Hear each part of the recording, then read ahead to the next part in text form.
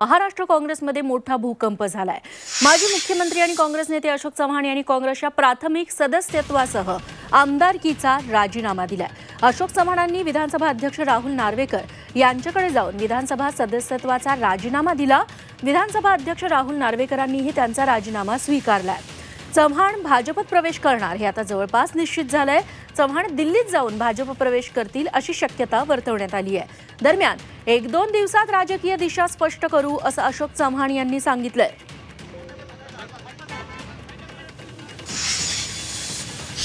मला कुठलाही तक्रार कोणाबद्दलही करायची नाही आणि मी कोणाबद्दल व्यक्तिगत माझ्या मनात कुठल्याही प्रकारची वेगळी भावना नाही। की प्रामाणिक जोपर्यंत काँग्रेसमध्ये होतो तोपर्यंत प्रामाणिकपणे पक्षाचे काम मी केलेलं आहे। यापुढची राजकीय दिशा मी 1-2 दिवसामध्ये निर्णय घेईल। अद्याप मी ठरवलं नाही, मला काय अवधी लागेल। 2 दिवसामध्ये मी माझी राजकीय भूमिका पुढची काय असेल याबद्दल निवेदन निश्चित करेन। भाजपची कार्यप्रणाली मला अद्याप माहीत नाही।